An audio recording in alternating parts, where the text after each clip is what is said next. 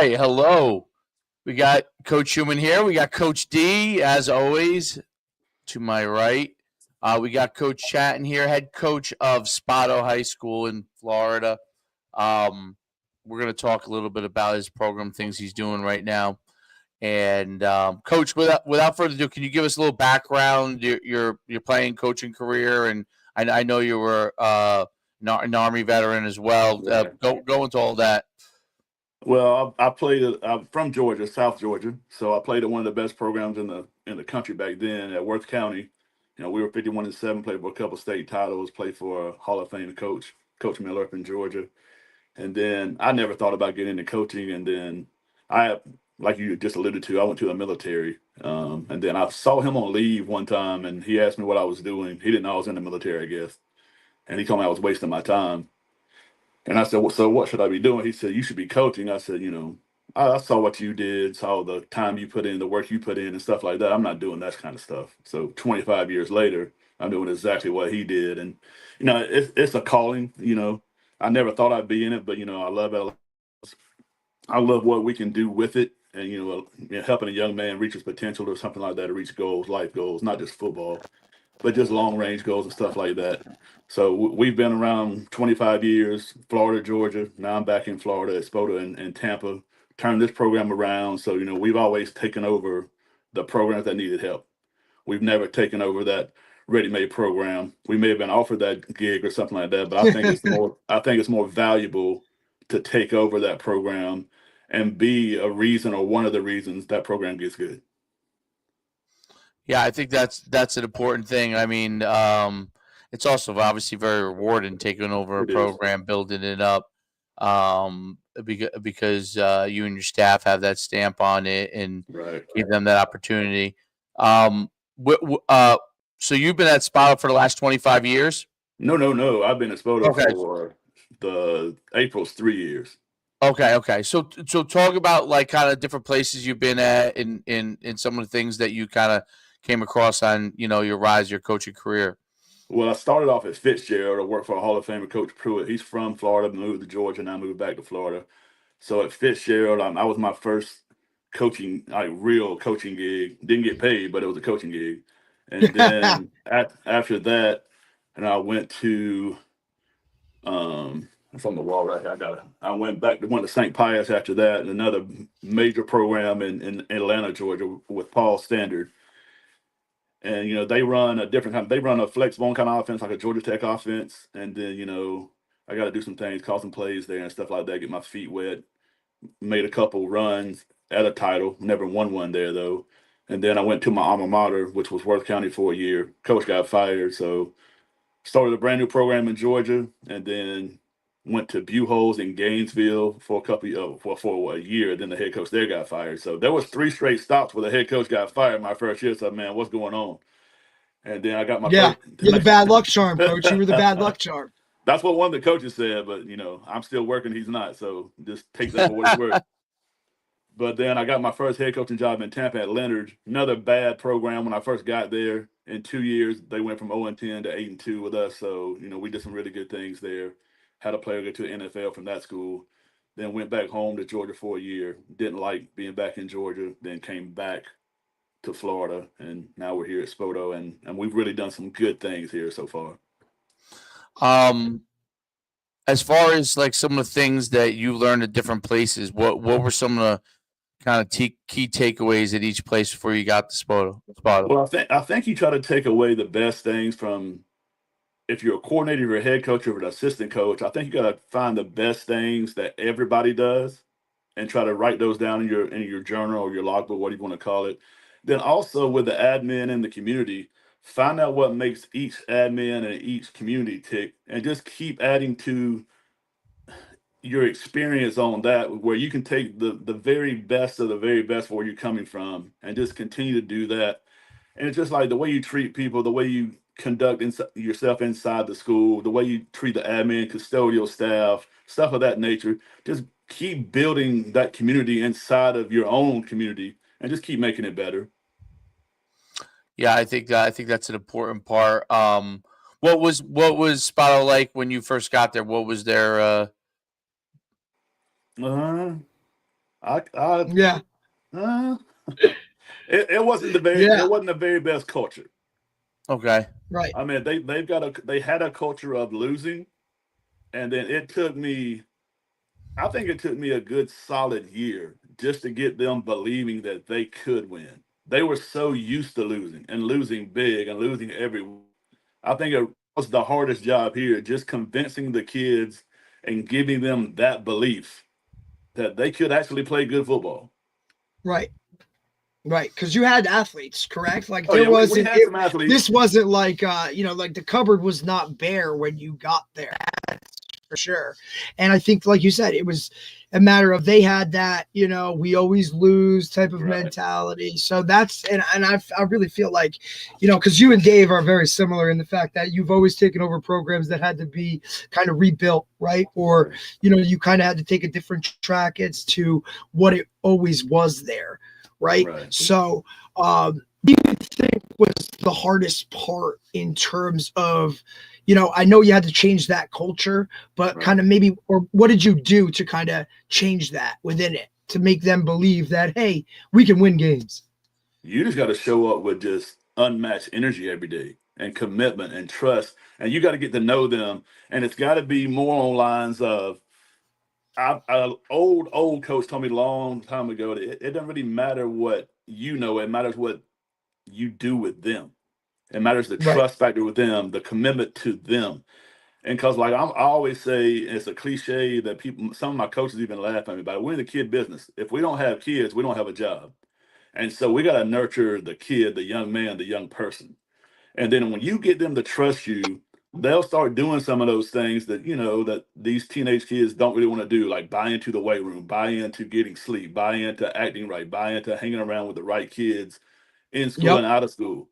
And then, you got to win the parents over too. The parents, they want their kid to be at the best school possible in the best place possible for the most, publicity possible and stuff like that. So, you got to make sure that you're on the same page with them as well and just keep winning the culture of the area. And we've done a really good job of that. And my coaches give me a lot of credit, but I don't do any of this stuff by myself. And that's got to be one of our main things that, they pat me on the back and say, "Hey, you're doing this." But, I got 8 other guys that are right Yeah. there with me, and they build these relationships with the kids. They're out there at practice, they're out there in the summer.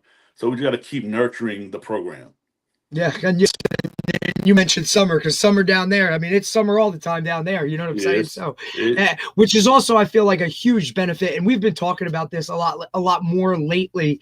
How, mm, and now you've coached in different states, and right. the ability, especially in Florida, to Mhm. kind of switch gears here a little bit, um, to practice, to have spring practice, right? Right. And ability to, Christmas Day, these guys could go out to a park and throw a 7-on-7 if they wanted Right. to. So, how much of an advantage do you think that plays into, especially when you're trying to turn a program around, just the ability to have that spring session of actual real football where you get to put pads on and ultimately, if you'd like to finish with a scrimmage or however you want to do it, how do you feel that benefits those guys? Well, for me answering that question, it's all I know because I played in Georgia, I coached in Georgia, then I coached in Florida. So a lot of you, like you and I have had a lot of talks over the couple of years and stuff like that. And a lot of my guys around the other parts of the country, I'm surprised. I don't know if appalled is the right word, but I don't understand No, why it's a more great word. It's states. a great word. I would love if everybody was as appalled about it as I am. I don't understand why other states don't adopt it because it's so Right. beneficial to your program. I mean, we're April 28th. We start 18 days of spring ball, and this year last year, just to piggyback off of last year, we finished up with 44 players, I think, and now we went to the playoffs at Spoto last year. Now we got 85 kids for spring practice. And It's so it's going to be phenomenal. beneficial to get all of those kids as many reps as possible. And then we transition from spring into the summer. So then we got another 45 to 50 days, depends on you want to do some extra stuff. And then plus their whatever they do at the park by themselves or with each other. Right. So we got, about 65 to 70 days before fall camp even starts.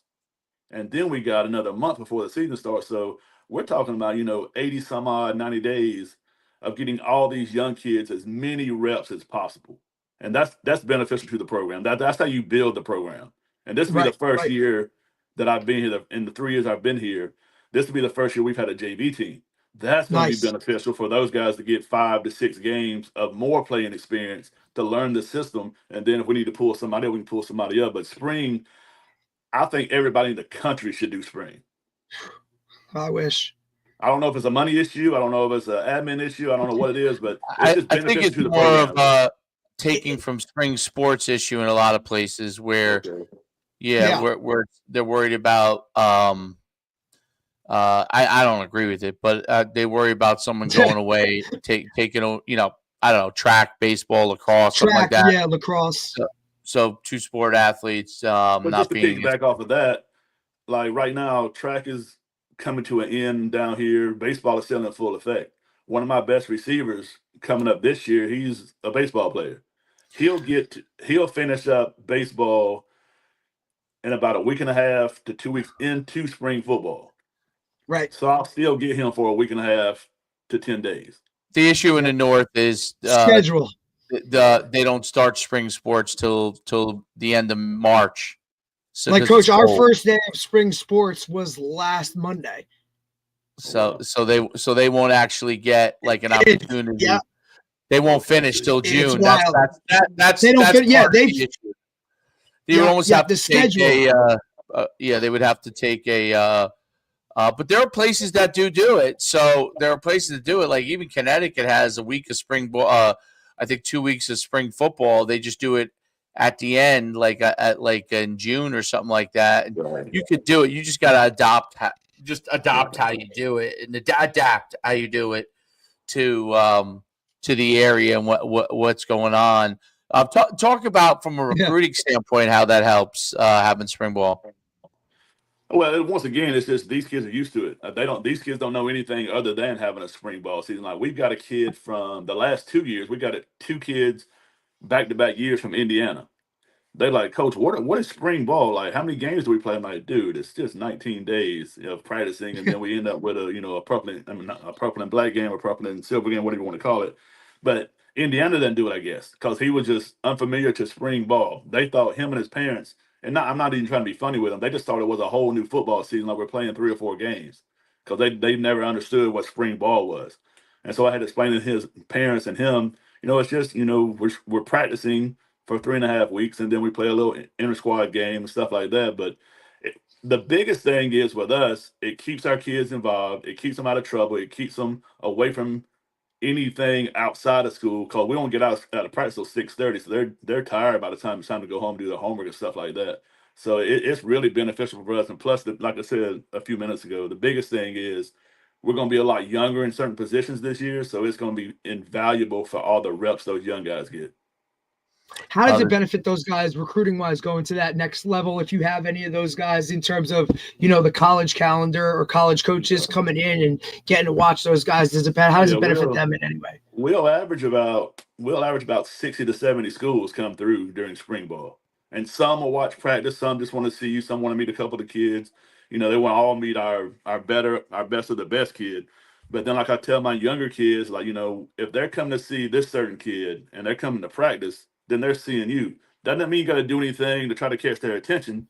But now he said, "Oh, who is this other 6'2" kid that we don't know about? Or who is this fast kid that we don't know about?" So it's beneficial to everybody because, like I said, we'll get 60 to 70 schools through here during spring. That's unbelievable. It's unbelievable how many schools, it really is. And that's coming from Jersey, where there's so many schools in a small area, right? Too, Dave? Like, you know what I mean? Like they hit on all that, but literally what are they doing? They're calling a kid out from class. They're sitting in an office and like maybe having a conversation. If anything, just picking up transcripts of kids that they have heard about, right? So they're not actually getting to go out and see like guys doing things on the field, right? Like they can walk through a weight room and go through Indy, go through a team period, go through a one-on-one period. They can see how they stretch, how their body language is. They can see everything. Yeah, no doubt about it. What has anything changed from a recruiting standpoint over the last couple of years with like the transfer portal and NIL? Any of those kind of things changed for you? Has anything changed as far as guys they're looking at, number of guys they're looking at? Well, I think high school recruiting is going down across the board everywhere, I believe. I mean, everybody. I mean, you can't get mad at the college coach for trying to. Hey, if they're the guy that's played 2 or 3 years of college ball, he's ready to go. He's ready to play now, as opposed to a high school senior. I want the high school senior to get recruited, Right. but it's definitely went down. It's definitely harder getting the kids. The upper echelon kids, the 4 and 5 star kids, they're going anywhere. But now you got Yep. those really, really good 3 star kids, even those 2 star kids that can really play football. Now they're going one level or 2 levels further down than they should be going. And then they say, "Oh, coach, well, I'm not getting recruited. Why am I doing this? Da, da, da, da. Should I go to another school?" I'm like, it's happening everywhere. And we do a pretty Yeah. good, we do a really good job of getting our kids recruited, but it's just the nature of the beast now. That NIL stuff, and then the transfer portal. I think the transfer portal is worse than the NIL. Right. Right. Because they can jump in anytime. Doesn't matter.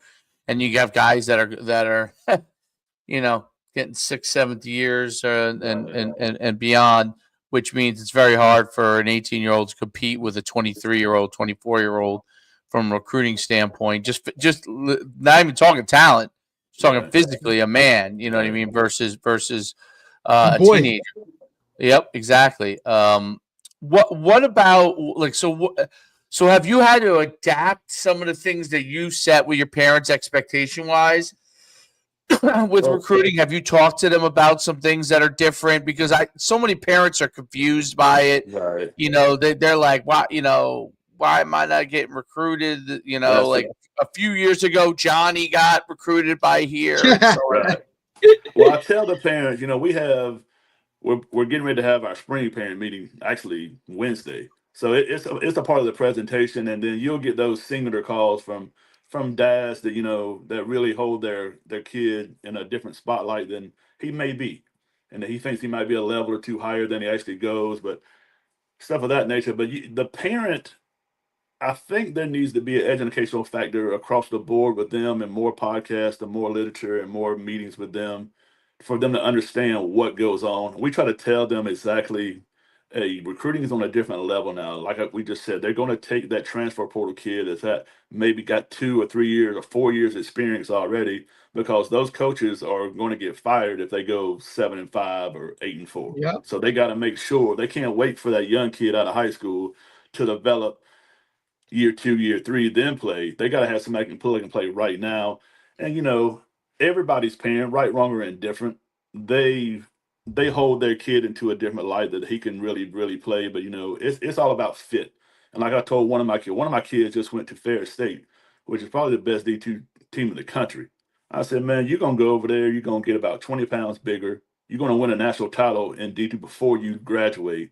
Just go Yep. enjoy that experience and enjoy playing for a really good program and stuff like that. But just recruiting, you just got to keep talking to them because they get frustrated. I get frustrated when I got a top shelf linebacker that's a 27 right now. I'm like, guys, y'all got to offer this guy. Oh, it's too early. It's never too early to offer him. They're just waiting if there's something better out there than this guy. But his mom is real good about it. But some other mom or dad, Oh they yeah. said like, Coach, why is my kid doing this? Why is Yep. my kid this? Or like you Or just it's your mentioned, fault. like, or you just mentioned like, oh well, this kid got recruited 2 years ago, but my kid's better than this kid. Well, that school doesn't have a void at that position any longer. It's all about Yeah. fit. right. And I also try to tell them it's all about the academic piece as well. You got to go somewhere where you fit in, because football's not going to last forever. You're going to be done with football before you're done with your career, your academic or your life career. But it's just that ongoing piece where you got to keep talking to them, keep communicating, have open lines of communication with them, just to make sure they understand what's going on, because they're going to get frustrated at some point in time. No, there's no doubt about it. They are going to get frustrated. Because I know in Florida they have the ability to kind of move within schools a lot. Is that something? You're smiling, so obviously The that's an transfer issue. portal is alive Uh, and well in high school football in yes, Florida. It's yeah. the wild, wild west in Florida. That's what I Talk hear. about how you I manage, mean, because that might be the harder thing to manage than even the Well, recruit well, part. the good thing is, and I don't know if it's a testament to me or the coaching staff or the program that we have, but in 20 plus years, almost 25 years, I've only lost 2 upper echelon players. Right, One of them was a dad just didn't like me, and that's right, a that's a story behind closed No, doors that we need to put out there. And then I think I told you, Dave, when we talked to you, just the kid had 5 Power 5 offers as a freshman, and Dad just didn't like me for whatever reason. I don't know. Right. That happens. And then, listen, And then- sometimes we're just, we are who we are, buddy. It's Yeah. all good. and then this last kid, he had 14 Power 4 offers, and they wanted to go somewhere for their senior year. Like, hey, go where you want to go. Like, we're gonna be Right. fine. That's why everybody will understand. This isn't a 1 or 2 person program. Right. We have enough talent that we'll be fine. Like I told Yeah. the kids and the coaches, if I'm not worried, you should not be worried. But the transfer Correct. portal it's the wild, wild west in Florida. So how does it? What is the actual verbiage and language on it, Coach? Is it you can literally pick up and go? Because in Jersey it has a lot to do with address or what year you are within school. They implemented something last year in New Jersey where basically every kid has one free transfer where you can literally go to any school that you want and you don't have to sit out. But if you're a senior, you have to sit 22 days, right? If you transfer like from your junior into your senior year. So Florida, it's wherever, whenever. Well, it changes every year, it seems. See, there's another thing, right? And that there's wiggle room, there's red tape in that thing that a lot of people are really good at getting over and getting around it. But it's supposed to be a choice program. If you fill out the paperwork and they have said you can go, as long as that school has room and stuff of that nature. But there's so many ways of getting around it. So I mean, we can talk all day about that. But it's just you can almost go where you want to go as long as the paperwork's done. Got it. So, and that's I'd pretty much probably just leave it at that for right now. Right. Yeah, Right. no, I get it. As far as like how you started coming around with like the system that you want to do as far as offensively and defensively, what is the systems? Your base system. Is there a base system? And then how do you constantly evolve it each year to your players? What are some of the things you do?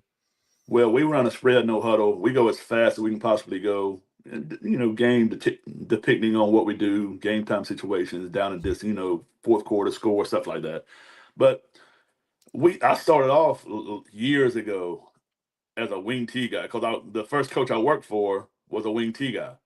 But I was on the defense side of the ball then. But my head coach from high school told me if you ever want to be a head coach, you need to switch back over to offense because they're always going to hire the offensive guy before a defensive guy.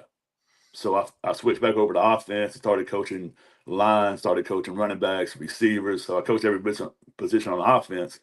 And then my first year as a head coach, I run a version of a wing, but with some spread concepts. And then I worked with another guy prior to that was wide open, like threw it 50, 60 times a game. I'm never going to do that.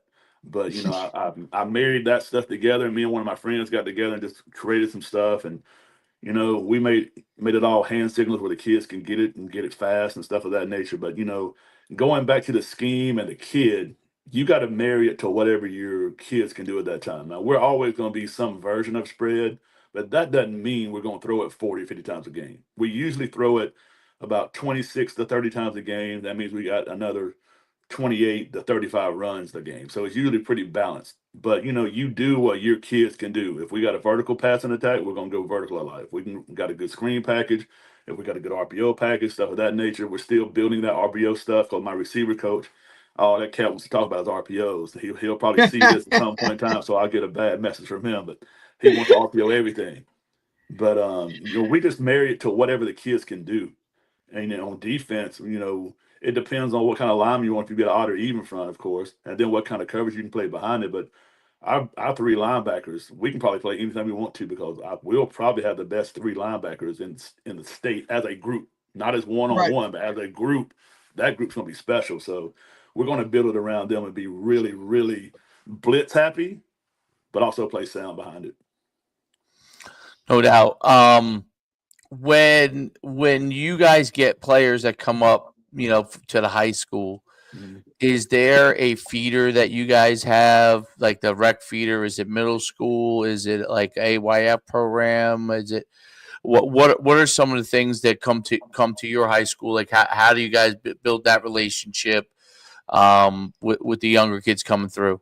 Well, we have the middle schools that feed into our high school, Okay. but there's nothing stopping those parents from taking those kids somewhere else. Okay. So, Got it. and then there's so many rules and regulations in this county of I can't just go show up at the feeder school and talk to them at lunch or talk to the admin or stuff like that. Shit. There's rules and regulations of when we can and can't talk to people and what you can Wow. and can't do with that. We can't have a middle school night at the stadium to invite all those kids in, and then there's a Wow. there's a little league, a recreation Right. league, like right down the street from the school. And the best thing about that, the guy that just took that over, I know him personally, so he's trying to get us more acclimated into that. Come out there, and it's never going to be where I go out there and talk to a Right. 12 to 14-year-old kid. I'm just going to have my staff out there and just watch the games and have a presence, because I'm one of those guys, and everybody says the same thing, but I'm one of those guys that I got to see myself in a mirror and be comfortable with that. I'm never going to recruit a 12 to 17-year-old kid to come play football. Whatever shows up. We're going to coach them to the best of our ability, and we're going to win our football games. But I can't be like some of these other guys and just go out there and beg a 12 to 15-year-old kid to come to my school. That's not in me. That's not in my DNA. That's interesting. So you don't have like parent meetings or anything like that where you have the 8th grades or 7th grades in the. Now what the athletic director, now he can send over calendars, he can send over stuff like that, and then those 8th graders that are coming in to high school the next year, like I think it's after June 1st, then they can be incorporated into that parent meeting where they can understand what's going on for the summer. Interesting. Wow. Interesting. Yeah. That's really eye opening. We had never heard that, right? Yeah. That's some new information for us. Now that's not everywhere in Florida. Up here, a lot of that stuff is depicted just on the county we're in. That's not Florida wide. Oh, that's your county in particular. Yeah. There's a lot of rules in this county. Damn, Coach. That's the limit. Wow. That's the limit. That's the limit. Guys go like 50 different coaches going to different schools, right? Because they could choose and stuff like that. I get. Yeah. That makes sense. Wow. That's really different. Very different, because in New Jersey you're gonna go down to the middle school and talk to the kids there, and you're gonna have a parent meeting and talk to them. And now when I was in West Palm a few years ago, we had a couple parent meetings a year. Right. I mean, a couple meetings at the feeder school a year. I think we had 3 feeder schools down there. And like I bought all the admin down there, T-shirts with our logo and stuff on it. They wore it on game day Fridays, and those kids come to my school in West Palm. But it was more, and we had a middle school night every home game, every home game we had like 3 or 4 middle schools come. Well, it's amazing that you can't have like the middle school kids to watch a game. Like I don't know how they get familiar with the program without being around it a little bit. But if it's the same way for everybody, then it's fair. It actually makes your job a little easier. And the rules say it's the same for everybody. Okay, so there's some guys not following the rules, is what you're saying. There's some and some not. Got it. Makes sense. I think it's the same everywhere, Coach. I think it's the same everywhere. You're not the only one dealing with it. Yeah, Florida's wild. As far as like when you got how does scheduling work in Florida? So, or at least where you are, do you schedule most by size of school or is it proximity? Well, how is that?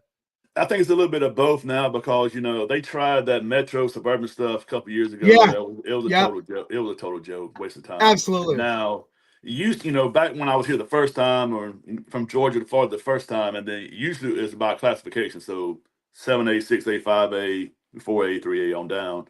And now, like in our district, we're a 5A school, and one of our schools in our district is a 7A school. The district thing in Florida is different too. Yeah, the district thing all the time too. But they try to keep those districts in Florida. I think proximity is a good word for that, because in Georgia you'll have a district game, you may go 2.5 hours down the road. Right. Here, we may go. It may be 20 minutes down the road, but it may be an hour, because Tampa traffic is just atrocious. It's bad. So they do a pretty good job of getting us together. And the teams we play in our district, like one of them, Tampa Bay Tech's in our district. They're one of the best teams in Florida. But Right. and then it's Leonard, and then it's East Bay, and Leonard and Lato is in there. So we can compete with them, and we're trying to compete with Tampa Bay Tech. They're, like I said, they're one of the most talented and one of the best teams in Florida. But we don't have an issue with that, because if you're going to make it to the playoffs, you got to play somebody good to great anyway. So you don't Exactly. want to sit there and beat up on everybody and then get to the playoffs and get smoked. Like last Yep. year, we got to the playoffs for the first time in this school since I think it was 14 years. And then our reward was playing Lakeland, who was the number Oh, 10 yeah. ranked team in the country. The And Dreadnoughts. and they did what they needed to do against us. And people were saying, "Oh, y'all got beaten." Like, okay, they beat everybody. So it's not Right. just Spoto getting beat; they beat everybody. Yeah. And listen, it's like, my buddy down at American Heritage, right? Like, he stacks his schedule, regular season with power, because and then when they get to the playoffs, it's like, all right, well, It's just another game. the first four rounds, like, we're good. That last one, okay, we're going to have to get right. But usually, like, the playoffs for them are a lot easier than what's the regular season, Right. But that's like the top programs in like Venice is one of the best programs. Tampa Bay Tech does it. Much Armwood, stuff of that nature. Like CCC down there and Cardinal Mooney. They try to play the best of the best. Now, some of those teams just won't play those teams I just mentioned. 100%. They just won't do it. And then, one of my buddies, I'm not going to mention the name, but he's at an affluent private school that plays public ball. They're even offering people, $5,000 expenses, stuff like that. They still can't get a full schedule because people just don't want to play them. Yeah. No way. People aren't signing up You got to play St. great Thomas competition Aquinas. sooner or later, though. Yeah, that's true. And it's probably part of the issue is that because it's easier to move between schools. If you already have been a power, it's easier for them to attract other kids that are looking to get in, and they get mad because this kid was on my team last year and now he's over here next year, and that kind of like I don't want to play against my guy. I'm assuming that's what it becomes. Like I don't want to keep playing against guys that I built up. Right.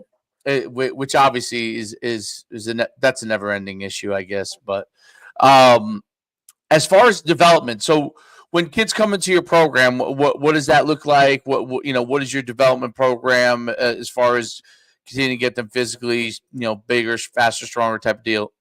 I think I'm a little bit different. I got to find out their headspace first. What are their goals? What are their mindset? What do you actually want to do? You can sit there and get on Twitter and social media and say you're a dog, say you're grinding and stuff of that nature. But what do you actually want to accomplish? What are you trying to do? I mean, I'm not going to name any name. I had a kid to come in a couple years ago. This kid's about 6'2", about 260. He's like, "Coach, I played running back at my last school." Like, son, you're not playing running back in Florida. It's just not going to happen. No. Just not going to happen. And then, after he was mad at me for a week, he said, "Coach, where do you think I can play?" I said, "You're 260, you're 6'2". Like, you're probably going to have your hand in the dirt.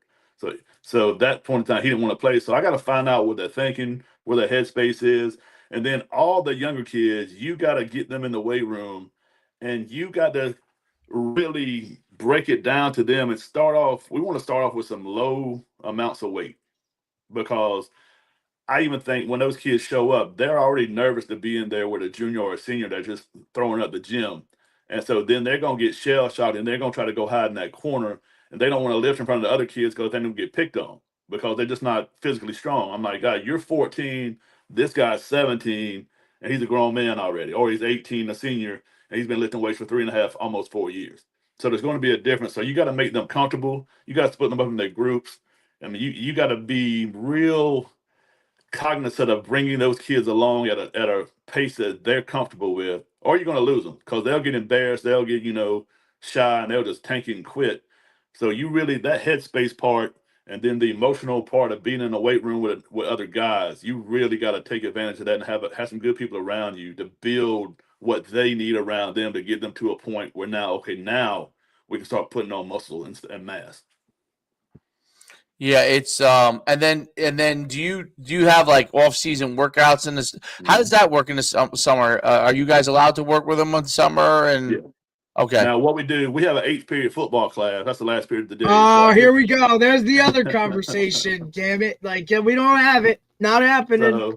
So I get them eighth period, and so Monday, Wednesday, and Friday are usually our lift days during the school day, and then Tuesday and Thursdays are our days we go out during that class, and we have different groups. It's like a player-led practice, pretty much what it is. And then we'll do our 7-on-7 stuff as that well. But summer it'll go Monday through Thursday, 8 a.m. to 11:30. And then they get breakfast and get lunch before they leave and stuff like that. But we get an hour worth of weights, an hour worth of conditioning or skill development, stuff like that. And then we do our 7-on-7. Then we do, our schematic stuff where we're walking through. You can't have pads and helmets and stuff like that out in the summer, but you can go out there and walk through and talk through and run through stuff to just keep cooking the scheme in. And seeing Yep. kids move, seeing how kids develop, seeing how they're picking up coverage and stuff like that. And we do a really good job with that. And that's everybody in the state. I mean, the time we get with the kids is really appreciated, and it really develops our kids in our programs. There's no doubt about it. Are you big on conditioning them? Are you big on speed, just developing more and more speed? Are you big on the weight room? Like, what are kind of the core things that you really trying to build with, athletically within your program? Well, the weight room is so big to us. We even try to have a lot of our team meetings in the weight room to get those guys used to just staying in there. And then we want to get in there and get what we got to do and get out and go outside. We have to be conditioned. But I also think as I've gotten older, used to as a younger head coach, younger coordinator, younger assistant coach, I just thought these cats need to run and run and run and run and run. But now as you get older and get more experience and stuff like that and get newer and brighter ideas, and then you let your staff have some say in what we're doing, I think you can condition them through specific position drills and still get that football movement, that football mentality. But if you do it at a rapid pace, I think you can still get that conditioning you need. Now we're gonna do some running, team running and stuff like that. We're gonna do some speed, agility, stuff like that. But I think you can actually get a lot of it done through specific position drills if you do it correctly. Right, because you have them going full speed on that. Right. So, And plus it's football movement, and plus it's 3 to 5 seconds. right, Movement. You're not going to sit out there and run a mile on a football right. field. Well, Not one exactly. time. Right. It's all about Absolutely. developing that explosion and the speed. Right. And if you definitely don't want them jogging anything, so you want them going fast for everything. Yeah, really good stuff. Derek, you have anything else that I missed? Coach, I appreciate you, man. That was awesome. I mean, like I said, we've known each other a long time, and so I'm happy to finally get you on.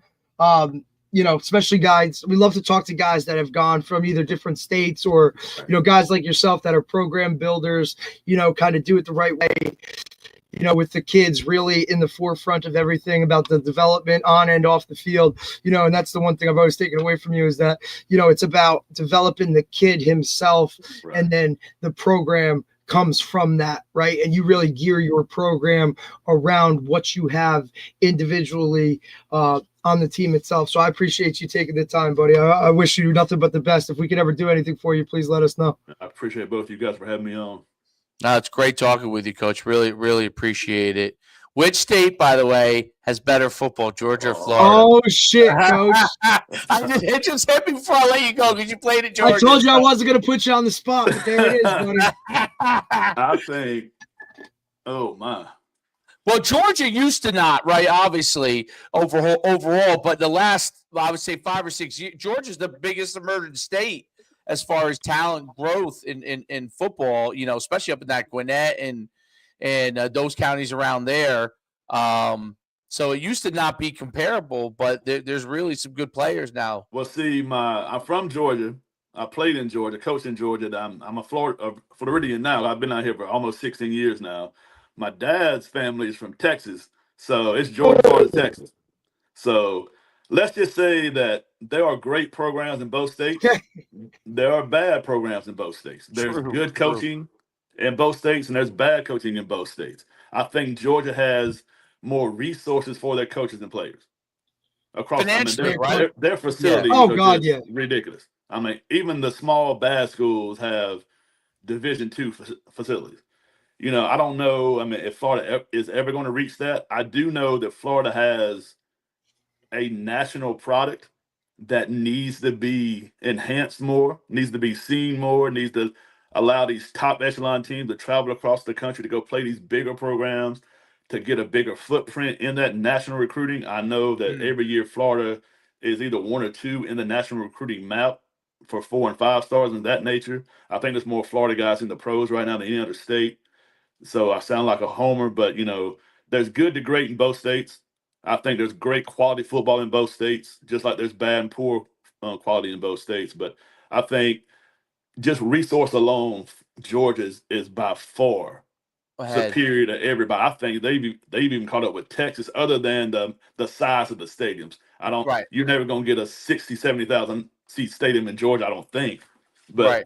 by facilities and by resources and stuff of that nature, Georgia is top notch. Why does Florida not have the same level of event? I'm ignorant to it, so that's why I'm asking. I really don't understand. I think even us down here are ignorant to it because, like I just said, you have a national product. Right. And then anytime you have a national product that people want all of your kids, I mean, we're gonna have every school in America come through our state and they're gonna go to multiple, couple hundred schools to see all these kids and get all these relationships built. But I just think some way somebody's got to get involved to enhance the nature of the product to get it seen more, because there's so many quality football players in the state. Oh, there's no doubt about Right. it. And plus, Which is why if they every don't state do comes something, in. and if they don't do something soon, all the good to great coaches are going to go to those South Carolinas, Georgias, and Texas to get paid. And you're that's starting what's to see that. happened a lot. Yeah, That's what's you're happened a starting to lot. see it. You're starting to see Even it. South Carolina, where there's not as good a football, but they have pay more resources there, Yeah. right? They're willing to pay. I've Yeah. talked to a couple of people in South Carolina over the last 5, 6, 7 years. You get paid in South Carolina. Yep. Yeah. And you don't teach anything. North Carolina has a similar problem to Florida from Yeah. that standpoint, where they haven't invested as much, other than the private schools. They haven't invested in the public schools as much, and a lot of those coaches are going across the border to South Carolina, where they are paying more. They have some better facilities and stuff. Right. It's really interesting, because it must start at the whatever the investment level is and whatever they're doing with I'm guessing how they're allocating tax money or whatever, right? So now, I'd be remiss if I didn't say this before we got off. Now, there's a faction it's payfloridacoaches.com or something like that. Yep. So there is a General Assembly vote coming up in April, the first week of April. They're trying to get us on par with Georgia high school supplements and stuff of that nature. And something's going to happen. Something positive is going to happen. We don't know the number. We don't know when. Right. But, April is going to be – the first week of April is going to be very telling for us, because even the governor is on board with getting the coaches paid more money because of the hours we put in, the time we put in, the commitment we put in. Oh, God, yeah. There's a lot of backlash from, of course, every other faction there is, like the teachers union and stuff like that, because, we're just football coaches. They don't think we do anything for the kids. But, our classrooms are on a field with 10,000 people watching us every Friday night. We get an observation every Friday night. So we're public. We don't have 10,000 people coming to your classroom and critiquing your every move, how you teach them algebraic equation. But everybody's important. Math are important, teachers are important, coaches are highly important, and plus the influence we have on and off the field with these young men. Because say a teacher calls me or emails me or texts me about a kid, a football player acting out in class. Right. They expect me to handle that. So we're going to handle that. And we're going to get that kid on track, sitting in the first row. Yes, sir. Yes, ma'am. No, sir. No, ma'am. Stuff like of that nature. We're going to handle that situation.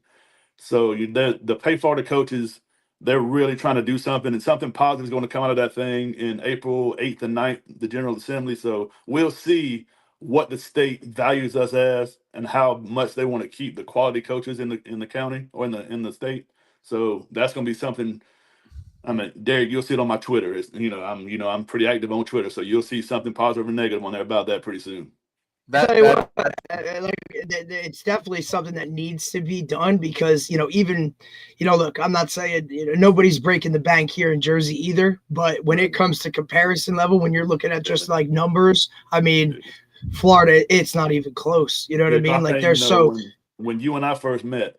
We're not gonna throw any numbers on live, but when you and I first met, and you come down and we're on the board, and then we were talking about the supplements, and then, it's just something you couldn't have done at that time, because it just wasn't good. I was gonna hire you, that, Yeah. It's just something you can do because of the supplement.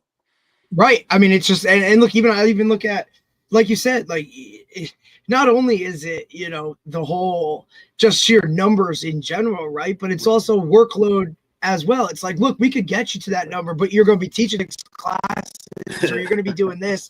The extra Right. stuff that gets thrown onto it, right, ultimately takes away from everything else. And it's really difficult to see it.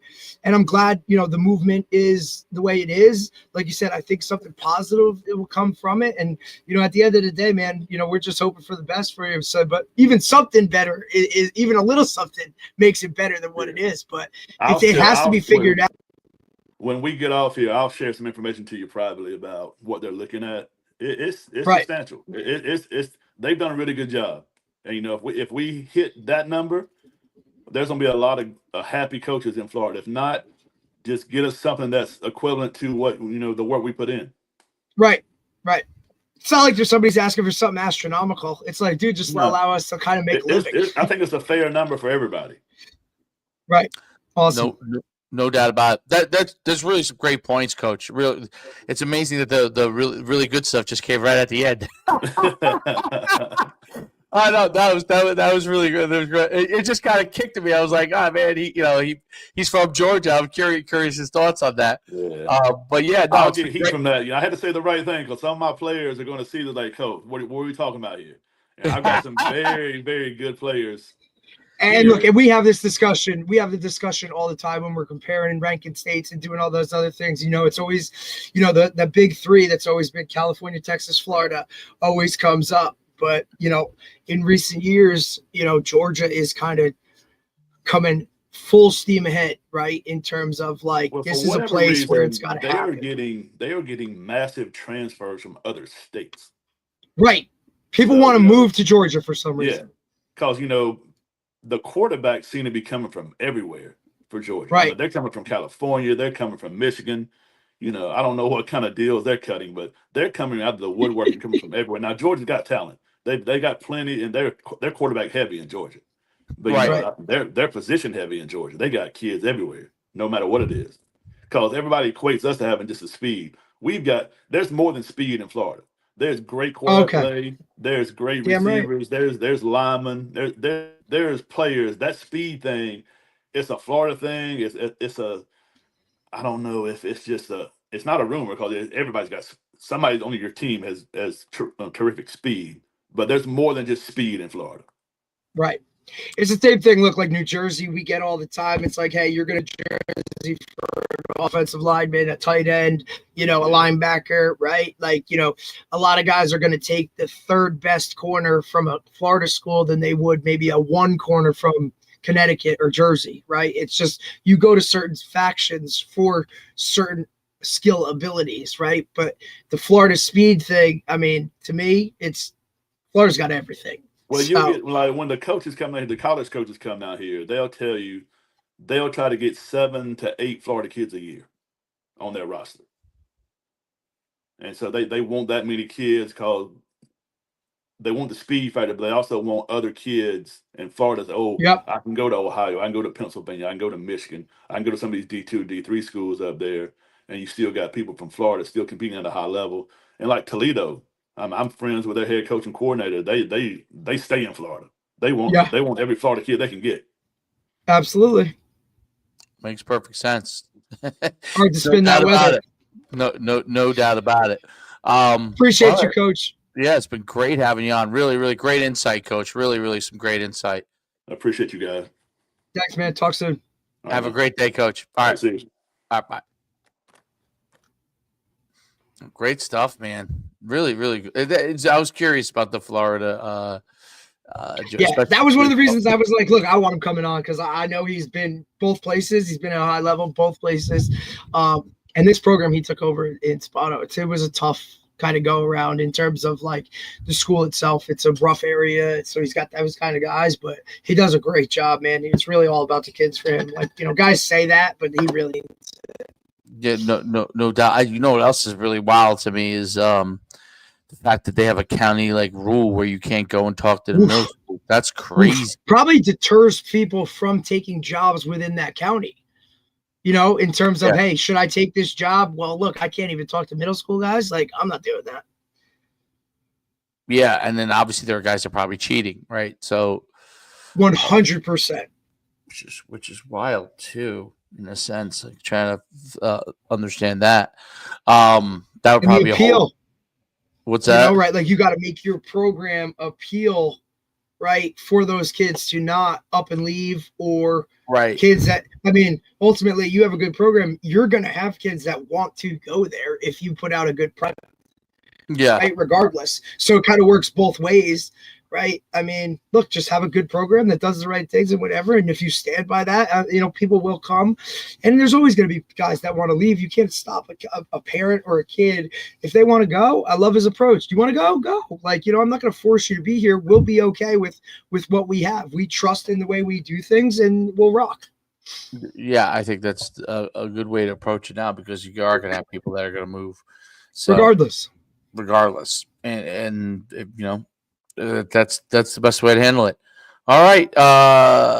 Next week we are Tuesday. I think I'm going to have Rob Ambrose. I'm just working out the times with him. Yeah, let me know, because next Tuesday or next week we're already we got a next week already. I sent him Thursday. Do you have Thursday? Thursday at 10 we have the head coach from Rochester University. Okay, so and then Tuesday we have. So Wednesday's good. Wednesday or Friday. Wednesday or Friday. Okay. All right. Let me send that to him. All right. Perfect. All right. Till next time. Yes, sir.